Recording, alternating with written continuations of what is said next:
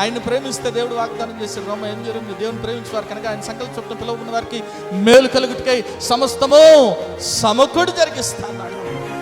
Oh Lord, I am your daughter, I am your son, I am giving the praise to you so that I can glorify you. You be with me, you help me out, because God has already promised that He will help you out.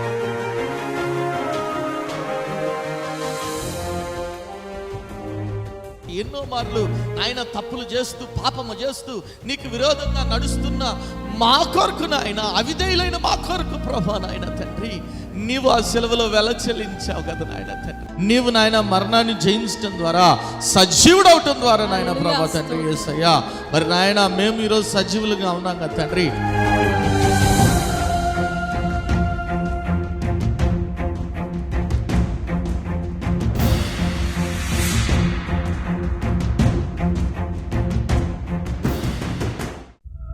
కుటుంబంలో నెమ్మది లేని స్థితిలోనున్నావా? అప్పుల ఊబిలో కూరుకుపోయిన స్థితిలోనున్నావా? ఏ పని చేసినా విఫలమైపోతున్నావా? జీవితం లేని స్థితిలోనున్నావా? అనారోగ్యంతో అల్లాడిపోతున్నావా? తాగుడు, జూదం అనే రకరకాల సాతాను బంధకాల్లో కుటుంబ సభ్యులు ఉన్నారా? కుటుంబంలో రక్షణ లేని స్థితిలోనున్నారా? అయితే మీ సమస్యల నిమిత్తమై ప్రార్థన చేయటానికి మేము సిద్ధంగా ఉన్నాం. మీ ప్రార్థన అవసరత ఏదైనా సరే మాకు తెలియజేయగలరు. El Shaddai Prayer Tower, 306 3rd floor, Eden Square, above Spar Hypermarket, beside Apollo Hospital, Secunderabad. మా ఫోన్ నంబర్ 8885013886. దేవుడు మీ ప్రతి అవసరతను క్రీస్తు యేసు మహదైశ్వర్యంలో తీర్చునుగాక. Praise the lord. యేసుక్రీస్తు ఘనమైన నామములో ఆశ్చర్యకరుడైన యేసు అనే టీవీ కార్యక్రమాన్ని వీక్షిస్తున్న ప్రతి ఒక్కరికి కూడా శుభాభినందనలు తెలియజేస్తున్నాను. గత 7 సంవత్సరాలుగా ఆరాధన ఛానల్లో మరి ఈ కార్యక్రమము నిర్విరామంగా కొనసాగించే కృపను దేవుడు అనుగ్రహించిన విధానానికై దేవునికే కోట్లాది వందనాలు తెలియజేస్తున్నాను. మరి ఈ కార్యక్రమం ద్వారా మరి అనేక మంది మరి వాక్యాల ద్వారా, సాక్ష్యాల ద్వారా మరి అనేక రీతులుగా మేము విశ్వాసంలో బలపడ్డామని అనేక మంది సాక్ష్యం ఇచ్చారు. అంత మాత్రమే కాదు, మరి ఫోన్ ద్వారా వారి ప్రార్థన అవసరతలు తెలియజేయటం జరిగింది, వారి కొరకు ప్రార్థించడం జరిగింది. దేవుడు వారి జీవితాల్లో గొప్ప కార్యాలు, ఆశ్చర్యక్రియలు జరిగించడం కూడా జరిగింది. అందును బట్టి సమస్త మహిమ ఘనత దేవునికే మరి చెల్లిస్తున్నాను. అంత మాత్రమే కాదు, మరి ఆశ్చర్యకరుడైన యేసు కార్యక్రమం ద్వారా బ్రదర్ ప్రతి సోమవారం కూడా మరి బైబిల్ క్విజ్ కోసం మేము ఎదురు చూస్తూ ఉంటామని అనేక మంది చెప్పడం జరిగింది. మరి బైబిల్ క్విజ్ ద్వారా మరి అడిగే ప్రశ్నలు ద్వారా మేము మరి వాక్యాన్ని కూడా మరి పరిశీలించే కృపను దేవుడు అనుగ్రహించాడని అనేక మంది సాక్ష్యం కూడా ఇవ్వటం జరిగింది. చాలా సంతోషం. అయితే కొన్ని అనివార్య కారణాల వల్ల మరి ఆరాధన ఛానల్లో సెప్టెంబర్ నెల నుంచి ఈ ఆశ్చర్యకరుడైన యేసు అనే కార్యక్రమాన్ని నిలిపివేయటం జరుగుతుంది, గమనించండి. అయితే ఈ కార్యక్రమము ఇదే సమయం అంటే సాయంత్రం 6 గంటలకి ప్రతి సోమవారం కూడా సునీత్ వర్ధన్ అనే యూట్యూబ్ ఛానల్లో అయితే తప్పకుండా వస్తుంది. మరి ఆరాధన ఛానల్లో అయితే సెప్టెంబర్ నుంచి మరి ప్రసారాలు మరి నిలిపివేయటం జరుగుతుంది, గమనించండి.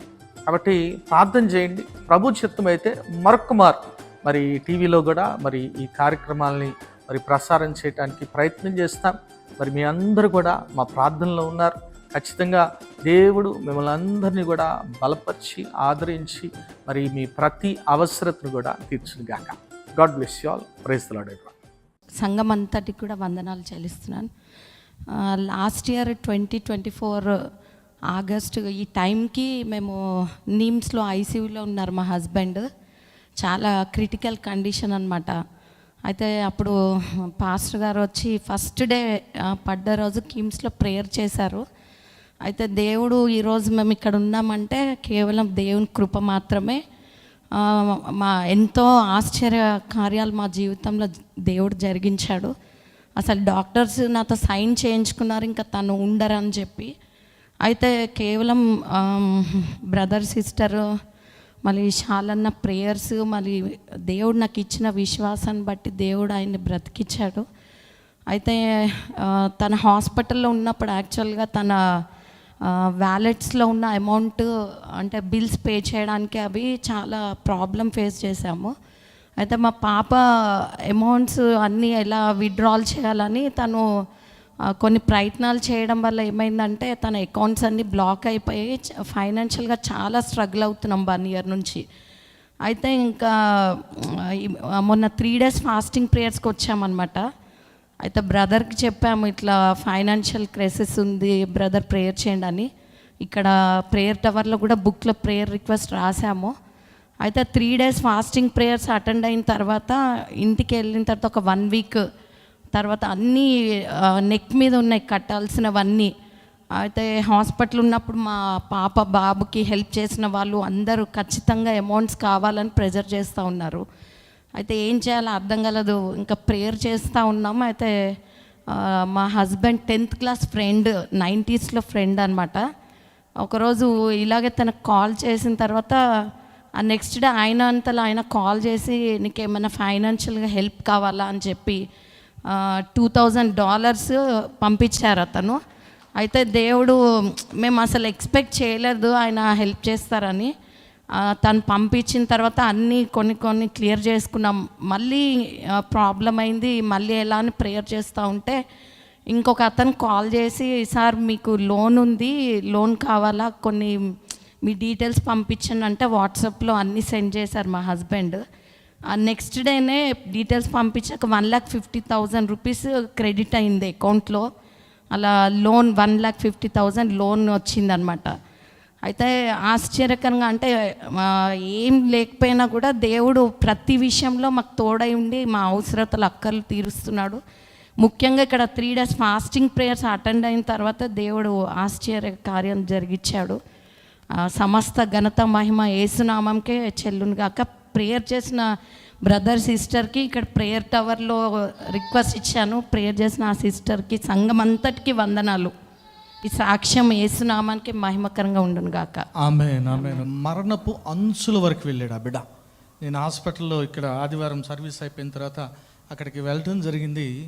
రక్తం ఆగట్లేదు, మీరు నమ్ముతారు లేదు, రక్తం ఇట్లా వెళ్ళిపోతూనే ఉంది. ఏర్లే వాళ్ళు అన్ని ప్రయత్నాలు చేస్తూ ఉన్నారు కానీ రక్తం ఇక్కడ దెబ్బతగిలింది, ఆగట్లేదు, వెళ్ళిపోతూనే ఉంది.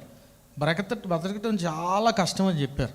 కానీ ఒకటే నేను నమ్మా, వాళ్ళు చెప్పారు, వైద్యులు చెప్పారు కానీ పరమ వైద్యులు చెప్పలా. ఏమైనా హల్లెలూయా. ఆయన ఆజ్ఞ లేకుండా ఒక కదా వెంట్రుకు కూడా రాలదు. మరణము తప్పించుట యెహోవా వశం. సంవత్సరం అయిపోయింది. నేను మొన్న చెప్పంగానే బ్రదర్ హ్యాపీ బర్త్డే అని చెప్పాను.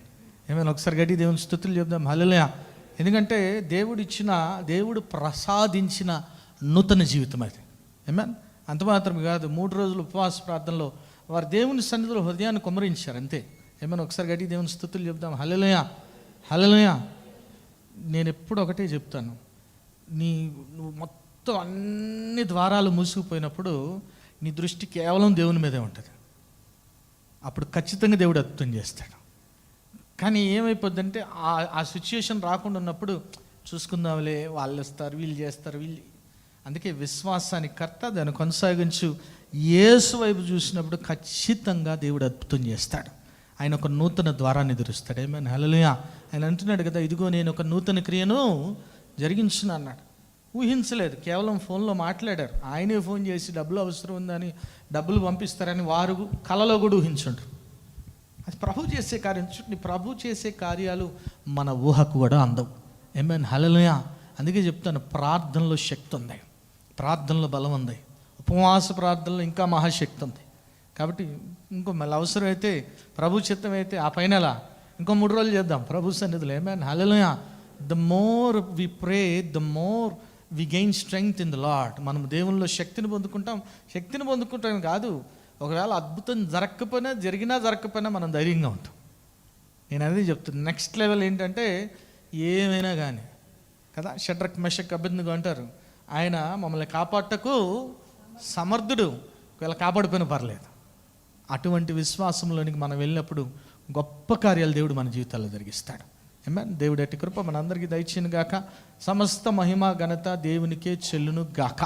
ఏమైనా ఒకసారి గట్టి దేవుని స్తుతులు చెప్దాం, హల్లెలూయా, హల్లెలూయా.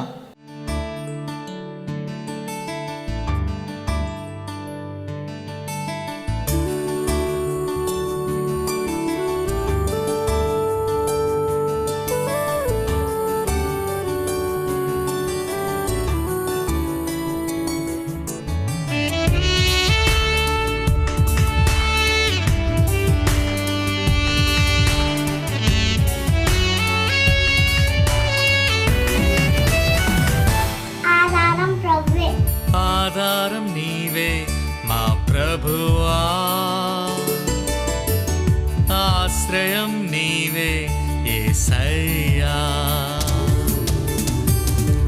ఆధారం నీవే మా ప్రభువా, ఆశ్రయం నీవే యేసయ్యా, బలమైన కోటవు ఆలోచన కర్తవు, బలమైన కోటవు ఆలోచన కర్తవు, అద్వితీయ దేవుడవు సమాధాన కర్తవు, అద్వితీయ దేవుడవు సమాధాన కర్తవు, ఆధారం నీవే మా ప్రభువా, ఆశ్రయం నీవే యేసయ్యా, ఆధారం నీవే మా ప్రభువా, ఆశ్రయం నీవే యేసయ్యా.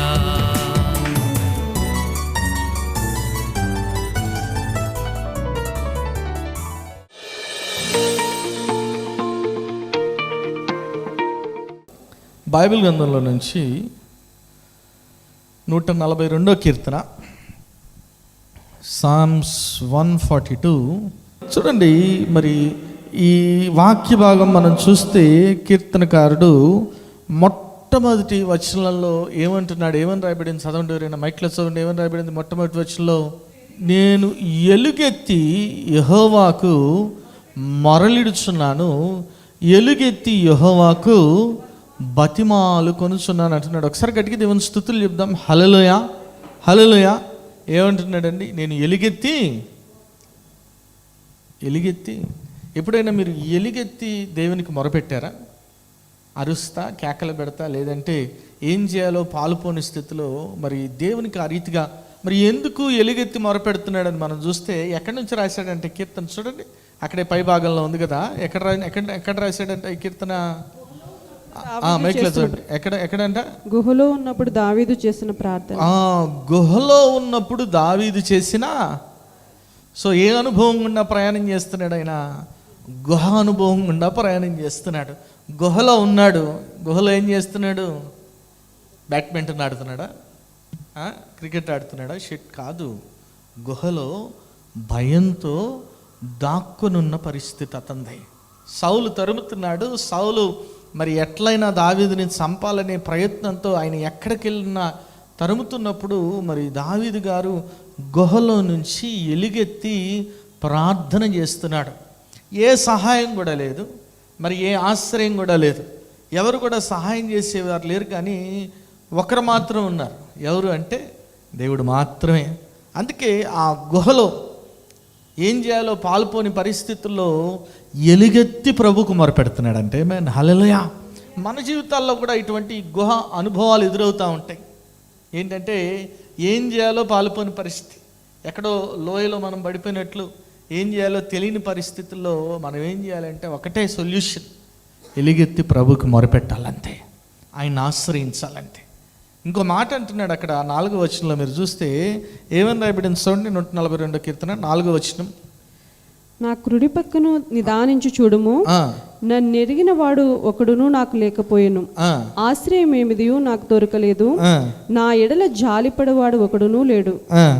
యెహోవా నీవే నీకే నేను మొరపెట్టుచున్నాను. ఎంత భయంకరమైన పరిస్థితి అంటే 4వ వచనంలో మీరు చూస్తే అక్కడ అంటున్నాడు కదా, అయ్యా నా కుడి పక్కన నిదానించి చూడుము, నన్ను ఎరిగిన వాడు ఒకడును లేడయ్యా, ఆశ్రయం ఏది నాకు, నా ఎడల జాలిపడువాడు ఒకడు కూడా లేడంట. ఎంత దౌర్భాగ్య స్థితి, ఎంత భయంకరమైన స్థితి గుండా మరి ప్రయాణం చేస్తూ ఉన్నాడు దావీదు. ఎంత భయంకరమైన స్థితిలో ఉన్నాడు చూడండి. మామూలు లోకపరంగానే కాదు, మానసికంగా కృంగిపోయిన స్థితిలో ఉన్నాడు. ఎందుకంటే అతని గోడు చెప్పుకోవటానికి ఆశ్రయం ఏం దొరకట్లా. అతన్ని చూసి జాలిపడేవారు కూడా ఎవరు లేరంట. ఎంత భయంకరమైన పరిస్థితి కదా. మన జీవితంలో కూడా చాలాసార్లు మరి ఇటువంటి పరిస్థితి ఏర్పడుతుంది కదా. మన కుటుంబం మనకున్నాడు, మన భర్త లేదంటే పిల్లలు మన గోడు వినట్లేదు అనుకోండి, మన బాధను అర్థం చేసుకోవట్లేదు అనుకోండి, we feel lonely, we feel alone. ఖచ్చితంగా అయ్యో ఎందుకు నేను ఇంత ఒంటరిని అయిపోయాను. ఇంకో చోట అంటాడు కీర్తనకారుడు 25వ కీర్తన 16-17 వచనాల్లో చూస్తే ఏమంటున్నాడు చూడండి. 25వ కీర్తన 16-17 వచనాల్లో, నేను ఏకాకిని బాధపడువాడును, నా వైపు తిరిగి నన్ను కరుణింపుము, నా హృదయ వేదనలు అతి విస్తారములు, ఇక్కటిలో నుండి నన్ను ఏమైనా ఒకసారి గడి దేవుని స్తుతులు చెప్దాం. హల్లెలూయా. ఏమంటున్నాడండి, నేను ఏకాకిని అంటున్నాడు. ఏకాకి అంటే ఒంటరి వాడిని ప్రభు అంటున్నాడు. మీలో ఎంతమందికి ఒంటరిగా ఉండటం అంటే ఇష్టం? ఎంతమందికి ఒంటరితనం అంటే ఇష్టం కదా? ఇష్టమా? ఇష్టం ఉండదు సాధారణంగా. కానీ కొన్నిసార్లు వివాహం అయినప్పుడు ఒంటరిగా ఉంటే ఇష్టపడుతూ ఉంటారు కదా. అబ్బా ఈరోజు నేను ఒక్కరినే ఎంజాయ్ చేయొచ్చు, ఒక్కడినే. కానీ గుర్తుపెట్టుకోవాలి, బైబిల్ గ్రంథం తెలియపరుస్తుంది కదా, తోడు ఖచ్చితంగా కావాలి. ఏమైనా హల్లెలూయా, హల్లెలూయా. ఒంటరిగా నరుడు ఒంటరిగా ఉండుట మంచిది కాదని ప్రభువే చెప్తా ఉన్నాడు. ఏమైనా హల్లెలూయా. ఎందుకంటే ఒంటరితనం will lead to depression and it will lead to sin. అది కృంగుదలకి, ఆ తర్వాత మరి పాపానికి దారి చేస్తుంది. చాలాసార్లు అనుకుంటారు చాలామంది, ఏ బంధాలు బంధుత్వాలు లేకపోతే ఎంత బాగుంటుంది, ఎంత హాయిగా ఉంటుంది, ఎంత చక్కగా ఉంటుంది అని. కానీ ఇది ఇప్పుడు మీకు తెలియదు. మీరు కొంతకాలం అయ్యాక అవసాన దశ వచ్చిన తర్వాత ఎవడు నీ ముఖం చూడకపోతే, ఎవడు నీకు సహాయం చేసేవాడు ఎవడు లేకపోతే, కనీసం నేను పలకరించేవాడు ఎవడు లేడు అనుకోండి, అప్పుడు తెలుస్తుంది ఆ బాధ ఏంటో, ఆ పెయిన్ ఏంటో తెలుస్తుంది. ఏమైనా హల్లెలూయా.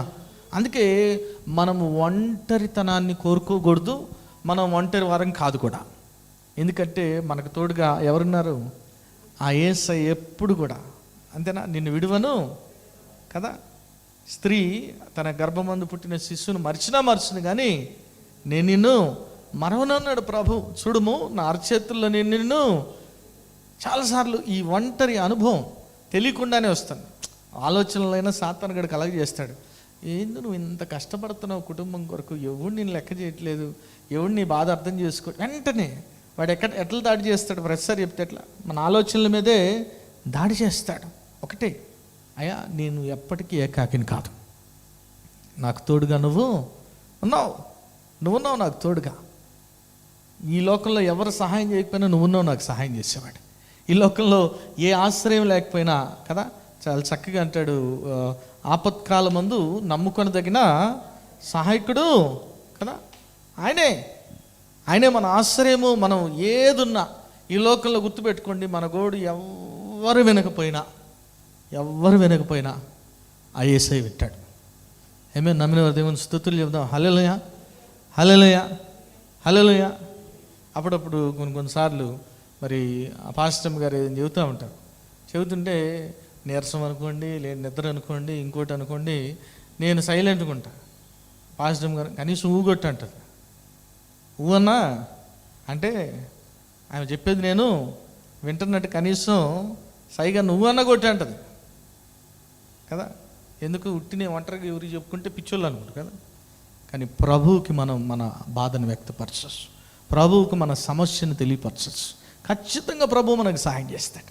అది చక్కని వాగ్దానం ఉంటుంది. యెషయా గ్రంథం 60:22 చూస్తే ఏమని రాయబడింది చూడండి. యెషయా గ్రంథం 60:22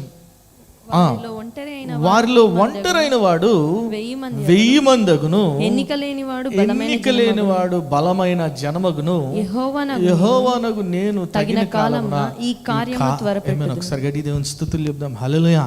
ఈరోజు నువ్వు ఒంటరి వాడు అనుకుంటున్నావేం? ఏమంటున్నాడు ప్రభు? నువ్వు ఒంటరి వాడు కాదు నాయనా, నిన్ను 1000 మందిగా చేస్తా అంటాడు. ఏమైనా ఒకసారి గడి దేవుని స్తుతులు చెప్దాం. హల్లెలూయా.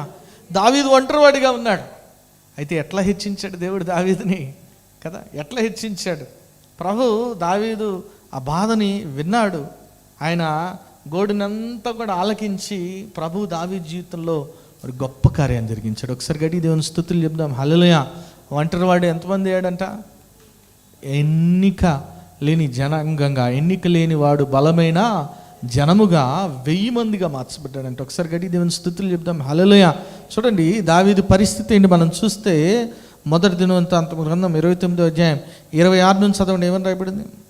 యెష్షయి కుమారుడైన దావీదు యెష్షయి కుమారుడైన దావీదు ఇశ్రాయేల్ అందరి మీద రాజు ఇశ్రాయేలీలందరి మీద రాజు అయ్యుండెను. అతడు ఇశ్రాయేలును ఏలిన కాలం 40 సంవత్సరములు, హెబ్రోనులో 7 సంవత్సరములు, యెరూషలేములో 33 సంవత్సరములు అతడు ఏలెను. అతడు వృద్ధాప్యం వచ్చిన వాడై ఐశ్వర్య ప్రభావములు కలిగి మంచి ముదిమిలో మరణము. ఏమైనా ఒకసారి గట్టి దేవుని స్తుతులు చెప్దాం. హల్లెలూయా. అది కదా ఫ్రూట్ఫుల్ లైఫ్ అంటే. ఏమైనా ముందంతా ఏం పడ్డాడు? కష్టపడ్డాడు, పారిపోతా వచ్చాడు, ఒంటరివాడిగా ఉన్నాడు, గుహలో ఏం చేశాడు? ఎలుగెత్తి ప్రభువుకి మొరపెట్టాడు, ప్రభువుకి ప్రార్థన చేశాడు. మన ప్రభు ప్రార్థన ఆలకించే దేవుడు. ఏమైనా నవ్విన వారి దేవుని స్తుతులు చెప్దాం. హల్లెలూయా కదా. ఆయన చెవిటోడు కాదు, కళ్ళుండి చూడలేని దేవుడు కాదు, నోరుండి మాట్లాడలేని దేవుడు కాదు, ముక్కుండి వాసన చూడలేని దేవుడు కాదు, కానీ ఆయన జీవము కలిగిన దేవుడు. నమ్మిన వారి దేవుని స్తుతులు చెప్దాం. హల్లెలూయా. ప్రభు ఆలకిస్తాడు మన మొరని. మనం మర్చిపోతాం చాలాసార్లు, మనం అడిగిన సంగతి కూడా మర్చిపోతాం. ఎందుకంటే మనకి దేవుడిచ్చిన గొప్ప బహుమతి ఏంటంటే మార్పు కదా. ప్రభువుని అడిగిన సంగతి మనం మర్చిపోతాం, కానీ ప్రభు మర్చిపోవడం. అన్నిప్పుడు నిరంతరం కూడా మనల్ని జ్ఞాపకం చేసుకుంటూనే ఉంటాడు. మన కొరకు ఏం చేస్తాడంటే తండ్రితో విజ్ఞాపనకర్తగా విజ్ఞాపన చేస్తాడు. అయ్యా ఇట్లా ఫీల్ అవుతుంది నా బిడ్డ, అయ్యా ఒంటరి అనుకుంటుంది, లేదు నువ్వు ఒకసారి అభయహస్తమి, నువ్వు తోడున్నా అని చెప్పి ప్రభు ఎప్పుడు సాయం చేస్తాడు. చూడండి 40 సంవత్సరాలు పాలించాడంట. ఏమైనా ఒకసారి గడి దేవుని స్తుతులు చెప్దాం. హల్లెలూయా. ఆకస్మికంగా మరణించలేదు, ఏ యుద్ధంలోనూ మరణించలేదు. He has a peaceful death also. ఏమైనా ఒకసారి గడి దేవుని స్తుతులు చెప్దాం. హల్లెలూయా. ఒకడేమయ్యాడు? 1000 మంది అయ్యాడు. ఒకడు ఎందుకంటే ప్రభు అతని మొరని ఆలకించాడు. చూడండి, వెంటనే ఒక బాధ, ఒక డిప్రెషను, అయ్యో ఎవరు లేరు సహాయం చేయడానికి. అదే కీర్తనలో మళ్ళీ చివరికి వచ్చేదానికి అంటాడు కదా. మీరు చూస్తే 142 కీర్తన 7వ వచనంలో ఏమని రాయబడింది? నేను నీ నామమునకు కృతజ్ఞతాస్తుతులు చెల్లించినట్లు చెరసాలలో నుండి నా ప్రాణమును తప్పింపుము. అప్పుడు నీవు నాకు మహోపకారము చేసి ఉండుట చూచి నీతిమంతులు నన్ను బట్టి అతిశయపడుతున్నారు. ఏమైనా ఒకసారి గట్టిగా దేవుని స్తుతులు చెప్దాం. హల్లెలూయా. నీతిమంతులు ఎవరిని చూసి అతిశయిస్తారంటున్నాడు? అయ్యా నువ్వు నన్ను కాపాడితే, నువ్వు నన్ను రక్షిస్తే నీతిమంతులు నన్ను చూసి అతిశయపడతారు. ఇదే చెప్పాను ఆదివారం రోజు కదా. నీతిమంతులు 7 మార్లు పడినా తిరిగి ఖచ్చితంగా లేస్తారు. వస్తాయి శ్రమలు, వస్తాయి కష్టాలు, వస్తాయి బాధలు, వస్తాయి ఒంటరితనం వస్తుంది, ఏ సహాయం లేదు, మనకి అన్ని దారులు కూడా మూసుకుపోయే పరిస్థితి వస్తుంది. కానీ ఒక దారి ఎప్పుడు కూడా ఓపెన్లోనే ఉంటుంది. అదేంటంటే ప్రభు యొక్క పాద సన్నిధి. అంతే. ఏమన్నా హల్లెలూయా. ప్రభు పాదాల చెంతకు నువ్వు వెళ్ళి ప్రభు దగ్గర ఎలుగెత్తి మొరపెడితే ఖచ్చితంగా ప్రభు మన మొరాలకిస్తాడు. ఖచ్చితంగా ఆయన మనల్ని రక్షిస్తాడు. ఖచ్చితంగా నువ్వు ఒంటరి అనుకుంటున్నావేమో, ఈరోజు ఏకాకిని అనుకుంటున్నావేమో, ఖచ్చితంగా మనల్ని 1000 మందిగా చేస్తాడు. ఏమైనా హల్లెలూయా. ఎన్నిక లేనివాడు బలమైన జనముగా అవుతాడంట. ఏమైనా హల్లెలూయా. ఈరోజు ఏ స్థితిలో మరి పరిస్థితిని బట్టి అయ్యా నేను ఒంటరి పోరాటం చేస్తున్నాను, ఆయన నా వల్ల కావట్లేదని నువ్వు అనుకుంటున్నావేమో, నీ హృదయాన్ని ప్రభు సన్నిధిలో కృతజ్ఞతాస్తుతులు చెల్లిస్తా. ప్రభు సన్నిధిలో నీ హృదయాన్ని కుమ్మరించి, ప్రభా నీవైపో చూస్తున్నాను ప్రభా, నాయన నీవు మాత్రమే నాయన నాకు సహాయకుడు, నాకు ఆశ్రయం ఏది లేదు. అందరూ కూడా లేచిపడదాం ప్రభు సన్నిధిలో. ప్రభా నాకు ఆశ్రయం ఏది కూడా లేదు నాయన. ప్రభా నాకు సహాయం ఎక్కడ నాయన మరి దొరకట్లేదు ప్రభా తండ్రి యేసయ్యా. నాయన ఎవరు కూడా నాయన ప్రభా నన్ను పట్టించుకోవట్లేదు నాయన ప్రభా తండ్రి యేసయ్యా. నాయన నీవైపో చూస్తున్నాను తండ్రి. నాయన తండ్రి ప్రభా నాయన యేసయ్యా, నాయన విశ్వాసాన్ని కర్తను కొనసాగించు. యేసు వైపు నీవైపో చూస్తుండగా నాయన ప్రభా తండ్రి యేసయ్యా. ప్రార్థన చేస్తున్నాం. నాయన స్తోత్రం ప్రభా. పరిశుద్ధుడా ప్రేమగల తండ్రి, దయగల దేవ, నీకే వందనాలు నాయన ప్రభా తండ్రి యేసయ్యా. నాయన ప్రభా అవును ప్రభా నాయన తండ్రి, మరి నాయన మమ్మల్ని నాయన మరి అవమానపరిచి నాయన ప్రభా అవమాన పాలు చేసి దేవుడు నువ్వు కాదు నాయన ప్రభా తండ్రి యేసయ్యా. నాయన మరి ప్రభా నిందకు ప్రతిగా రెట్టింపు ఘనతనిస్తానన్న దేవుడు కదా నాయన ప్రభా. మా ద్వారా నాయన ప్రభా నీ నామము నాయన ప్రభా మరి మహిమపరచబడుతుందని నాయన వాగ్దానం చేస్తున్నావు కదా నాయన ప్రభా తండ్రి యేసయ్యా. ఇక్కడున్న ప్రతి ఒక్క బిడను కూడా నాయన ఒక సాధనంగా వాడుకోండి. నీ నామ మహిమ కొరకు ప్రతి ఒక్క బిడ కూడా నాయన వారు ఏ రంగాల్లో ఉన్నా, బిజినెస్ చేస్తున్నా, నాయన ఉద్యోగం చేస్తున్నా, నాయన చదువుకుంటున్నా నాయన ప్రభా, మరి నాయన పొలం పని చేస్తున్నా, ఏది చేస్తున్నా కూడా నాయన మరి నాయన మరి తండ్రి హౌస్ వైఫ్స్గా, హోమ్ మేకర్స్గా ఉన్నా, ఏ పని చేస్తున్నా సరే తండ్రి నాయన మరి ప్రభా, వారు నీ కొరకు, నీ మహిమ కొరకు ఒక సాధనంగా వాడబడుదురు గాక నాయన ప్రభా. మీరు ఏంటి కృప దయచేయమని నాయన ప్రభా, బిడ్డలు దీవించండి, ఆశీర్వదించమని నాయన ప్రభా. మేమందరం కూడా నాయన నీ నామ మహిమ కొరకు జీవించే కృప దయచేయమని, ఈ వాక్యాన్ని మీరే నీరుకట్టి ఫలింపు చేయమని, ప్రతి ఒక్క బిడ్డ కూడా వాక్యానుసారం జీవించి ఫలించడి కొమ్మల వలె ఉండే కృప దయచేయమని నజరేయుడైన యేసు నామములో ప్రార్థించి వేడుకుంటున్నాము తండ్రి, ఆమేన్. ప్రభు అయిన యేసుక్రీస్తు ఘనమైన నామమున మీ అందరికీ శుభములు. ఈ వారం బైబిల్ క్విజ్ ఎహెచ్కేలు గ్రంథం నుండి. మొదటి ప్రశ్న, పట్టణములో బహుగా బ్లాంక్ జరిగించితిరి. ప్రశ్న మరొకసారి, పట్టణములో బహుగా బ్లాంక్ జరిగించితిరి. రెండో ప్రశ్న, పట్టణము నుండి వెళ్ళగొట్టి ఎవరి చేతికి అప్పగించితిరి. ప్రశ్న మరొకసారి, పట్టణంలో నుండి వెళ్ళగొట్టి ఎవరి చేతికి అప్పగించితిరి. మూడవ ప్రశ్న, ఎహెచ్కేలు ప్రవచించుచుండగా ఏ వ్యక్తి చచ్చెను. ప్రశ్న మరొకసారి, ఎహెచ్కేలు ప్రవచించుచుండగా ఏ వ్యక్తి చచ్చెను. ఈ ప్రశ్నలకు గల సమాధానాలు స్క్రీన్ మీద కనిపించుచున్న నంబర్కి తెలియజేయగలరు. గత వారం బైబిల్ క్విజ్ ప్రశ్నలకు సమాధానాలు. మొదటి ప్రశ్నకు జవాబు కెబారు నది, ఏహెచ్కేలు 10:20. రెండవ ప్రశ్నకు జవాబు యజన్య, ఏహెచ్కేలు 11:1. మూడో ప్రశ్నకు జవాబు పెలాటియా, ఏహెచ్కేలు 11:1. ఈ వారం బైబిల్ క్విజ్ విజేత కీర్తన గారు from Godiganneru village. Praise the lord. యేసుక్రీస్తు ఘనమైన నామములో ఆశ్చర్యకరుడైనేసు అనే టీవీ కార్యక్రమాన్ని వీక్షిస్తున్న ప్రతి ఒక్కరికి కూడా శుభాభినందనలు తెలియజేస్తున్నాను. గత 7 సంవత్సరాలుగా ఆరాధన ఛానల్లో మరి ఈ కార్యక్రమము నిర్విరామంగా కొనసాగించే కృపను దేవుడు అనుగ్రహించిన విధానానికై దేవునికే కోట్లాది వందనాలు తెలియజేస్తున్నాను. మరి ఈ కార్యక్రమం ద్వారా మరి అనేక మంది మరి వాక్యాల ద్వారా, సాక్ష్యాల ద్వారా మరి అనేక రీతులుగా మేము విశ్వాసంలో బలపడ్డామని అనేక మంది సాక్ష్యం ఇచ్చారు. అంత మాత్రమే కాదు, మరి ఫోన్ ద్వారా వారి ప్రార్థన అవసరతలు తెలియజేయటం జరిగింది, వారి కొరకు ప్రార్థించడం జరిగింది. దేవుడు వారి జీవితాల్లో గొప్ప కార్యాలు, ఆశ్చర్యక్రియలు జరిగించడం కూడా జరిగింది. అందును బట్టి సమస్త మహిమ ఘనత దేవునికే మరి చెల్లిస్తున్నాను. అంత మాత్రమే కాదు, మరి ఆశ్చర్యకరుడైనేసు కార్యక్రమం ద్వారా బ్రదర్ ప్రతి సోమవారం కూడా మరి బైబిల్ క్విజ్ కోసం మేము ఎదురు చూస్తూ ఉంటామని అనేక మంది చెప్పడం జరిగింది. మరి బైబిల్ క్విజ్ ద్వారా మరి అడిగే ప్రశ్నలు ద్వారా మేము మరి వాక్యాన్ని కూడా మరి పరిశీలించే కృపను దేవుడు అనుగ్రహించాడని అనేక మంది సాక్ష్యం కూడా ఇవ్వటం జరిగింది. చాలా సంతోషం. అయితే కొన్ని అనివార్య కారణాల వల్ల మరి ఆరాధన ఛానల్లో సెప్టెంబర్ నెల నుంచి ఈ ఆశ్చర్యకరుడైనేసు అనే కార్యక్రమాన్ని నిలిపివేయటం జరుగుతుంది, గమనించండి. అయితే ఈ కార్యక్రమము ఇదే సమయం అంటే సాయంత్రం 6 గంటలకి ప్రతి సోమవారం కూడా సునీత్ వర్ధన్ అనే యూట్యూబ్ ఛానల్లో అయితే తప్పకుండా వస్తుంది. మరి ఆరాధన ఛానల్లో అయితే సెప్టెంబర్ నుంచి మరి ప్రసారాలు మరి నిలిపివేయటం జరుగుతుంది, గమనించండి. కాబట్టి ప్రార్థన చేయండి. ప్రభు చిత్తం అయితే మరొక మరి టీవీలో కూడా మరి ఈ కార్యక్రమాలని మరి ప్రసారం చేయడానికి ప్రయత్నం చేస్తాం. మరి మీ అందరూ కూడా మా ప్రార్థనలో ఉన్నారు. ఖచ్చితంగా దేవుడు మిమ్మల్ని అందరినీ కూడా బలపరిచి ఆదరించి మరి మీ ప్రతి అవసరతను కూడా తీర్చునుగాక. God bless you all. Praise the lord. మరి ఎవ్రీ మండే మరి ఆశ్చర్యకరుడైనేసు అనే టీవీ ప్రోగ్రామ్ జరుగుతుంది. మరి ఆరాధన ఛానల్లో ఎవ్రీ మండే ఈవినింగ్ 6 o'clock వస్తుంది.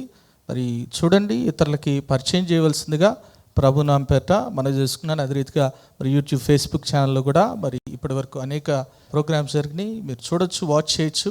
మరి చూడండి, బలపడండి, పరిశుద్ధాత్మను పొందుకోండి. ఆమేన్.